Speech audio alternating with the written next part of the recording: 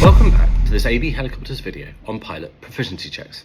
In part 1 we looked at the rules and the regulations, and in section 2 we'll cover what happens on the day and what flight manoeuvres to expect.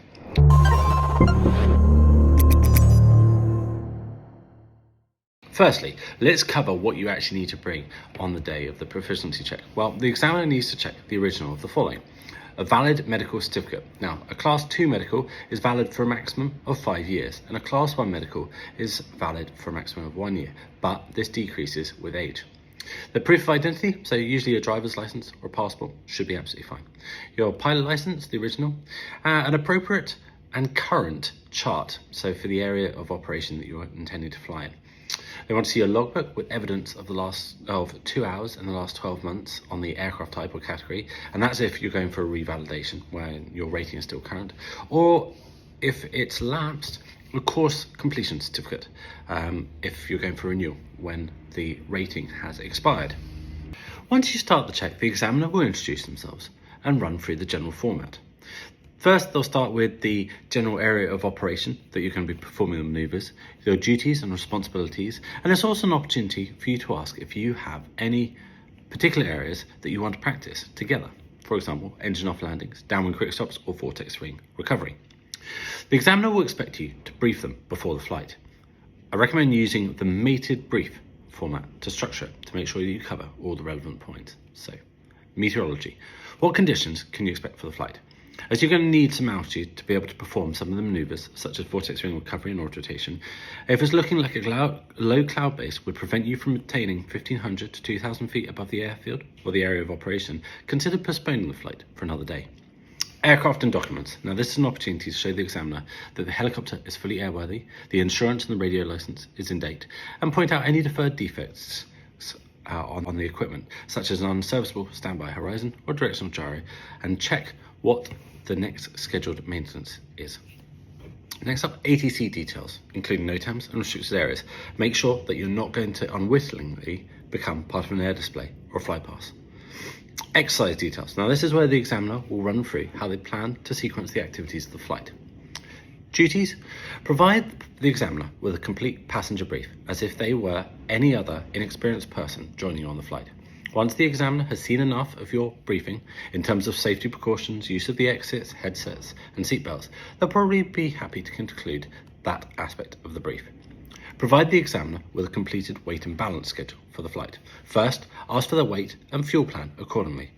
Various mobile applications are available to help simplify this. The iBow app, for example, has data for a large number of helicopter types, and it's easy to adjust the data for your specific airframe.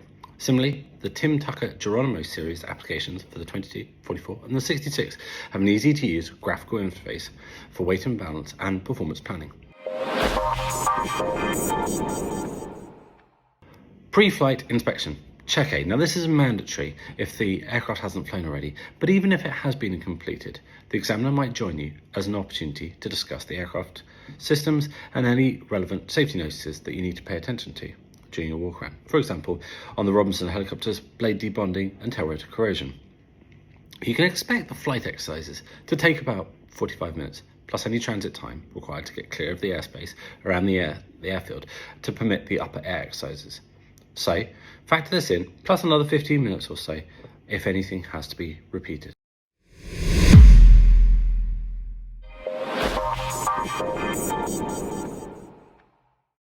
Flight manoeuvres. Whilst the exact sequence of the flight is dependent on the helicopter and the examiner, you can expect to have to perform the following. The examiner will use the manoeuvre tolerances set out in the standards document 19 for PPL holders and 03 for CPL holders. So, for airfield general handling, they'll see some spot turns, sideways, backwards hovering, sloping ground, quick stops, downwind quick stops potentially, and then they'll move on to auto rotations, where you should perform at least 2 of the following types.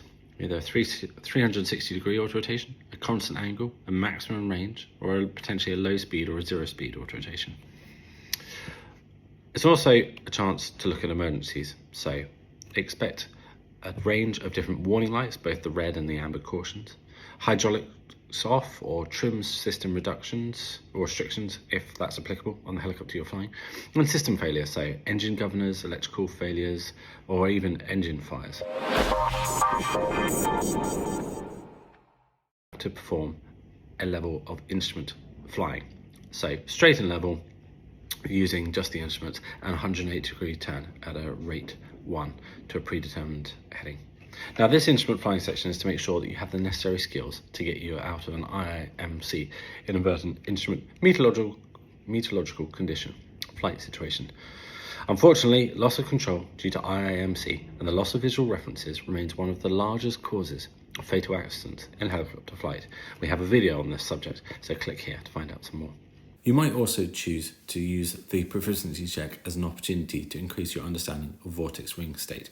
What are the causes of vortex ring, what are the incipient stages, and most importantly, what is the recovery action that you need to take? Now remember, the choice of topics for proficiency check is very wide, and there are certainly some manoeuvres that are best carried out in the safety of a simulator.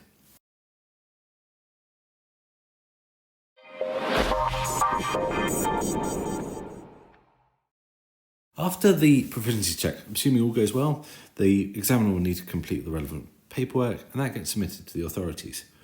Some of these can obviously be done online. Your flight license will need to be updated with the new expiry date of the relevant type rating to be added in with the examiner's authorization. And in the FAA system, your logbook needs to be signed with potentially a new endorsement. If you don't pass, don't worry. You need to complete each section of the proficiency check before the license is re-signed, but it's not the end of the world if the flight didn't go to plan. You can redo the section of the flight that didn't go so well within 6 months of the test. That's all for this video. In part 1, we covered all the regulatory requirements, the differences between the FAA, EASA and the CAA, and the background of SFAR73 and the validity of type ratings. And in part 2, we've looked at the events on the day, what you need to bring for the examiner, questions they might ask, and the manoeuvres that you can expect to perform. We hope this has been informative, and as ever, please leave questions in the comment section below. Thanks for watching, and fly safe.